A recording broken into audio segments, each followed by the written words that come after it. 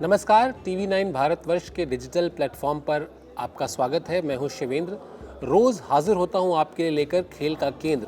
और खेल का केंद्र में आज बात उमर अकमल के भाई कामरान अकमल की, जिन्होंने मीडिया में जो बयान दिए हैं वो ये दिखाता है कि अब किस तरह से उमर अकमल और कामरान अकमल की जो हेकड़ी थी, जो शुरू में वो दिखा रहे थे, वो अब कमज़ोर पड़ रही है।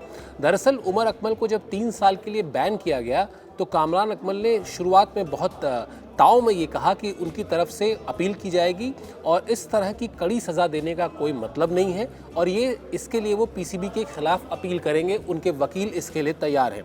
लेकिन अब जो उनका ताज़ा बयान आया है उसमें वो पीसीबी के प्रति लगातार नरम रुख अख्तियार करते दिखाई दे रहे हैं, बहुत सॉफ्ट बोल रहे हैं। उन्होंने कहा कि वो पाकिस्तान क्रिकेट बोर्ड की इज्जत करते हैं, पाकिस्तान क्रिकेट बोर्ड के साथ खड़े रहने के लिए वो वचनबद्ध हैं। वो कोशिश करेंगे कि हर वो जो जानकारी पीसीबी को चाहिए वो मुहैया कराएं। ये यू टर्न जो हुआ, ये हुआ क्यों, ये बताता हूं मैं आपको। हुआ यूं कि जो 3 साल की सख्त सज़ा उमर अकमल को दी गई, उसके पीछे की जो वजह थी वो थी उनका एटीट्यूड। यानी जब जांच कमेटी के सामने उमर अकमल से पूछा गया कि जो 2 सस्पेक्टेड सट्टेबाज थे उनके साथ जो बातचीत हुई उमर अकमल की, वो बातचीत क्या थी, उमर अकमल उसके बारे में जानकारी दें। यानी वो बताएं कि उन दोनों ने उन्हें क्या पेशकश की थी। इसके अलावा लाहौर में उमर अकमल उन दोनों सट्टेबाजों से मिले थे, इसके बारे में भी जांच कमेटी ने पूछा। जिस वक्त उमर अकमल ने हेकड़ी दिखाई और उन्होंने किसी भी बात पे साफ साफ जवाब नहीं दिया, बात को वो गोल मोल करते रहे, बात को टालते रहे।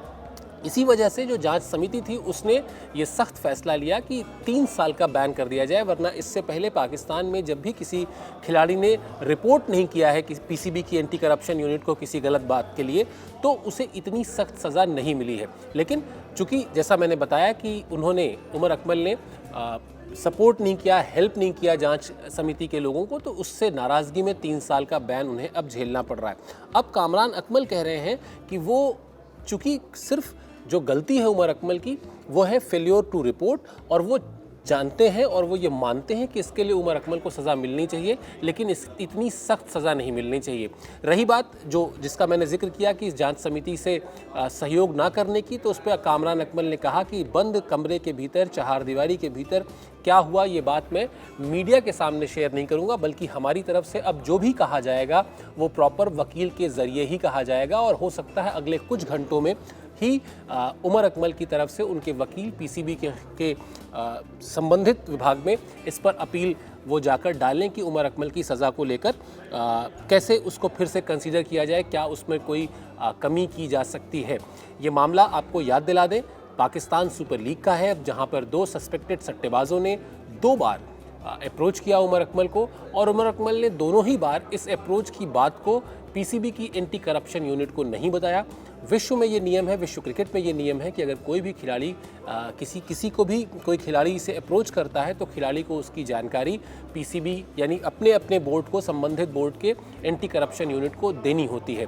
इसी वजह से पहले उन्हें प्रोविजनली सस्पेंड किया गया था, और उसके बाद जब वो अपील के बाद जब वो उन्होंने अपनी बात रखी जांच समिति के सामने, तो उससे संतुष्ट ना होकर अब उन पे 3 साल का बैन लगा दिया गया है। तो शुरू में रुख अलग था, लेकिन अब रुख नरम दिख रहा है इन दोनों खिलाड़ियों का। दोनों भाई हैं, उमर अकमल और कामरान अकमल, और कामरान अकमल को शायद अब ये लग रहा है कि अगर थोड़ा सा सॉफ्ट रहें, थोड़ा सा नरम रहें तो कोई मुरव्वत मिल जाए, वरना 3 साल का बैन यानी कहीं ना कहीं उमर अकमल का करियर अब ख़त्म दिखाई देता है यहाँ से।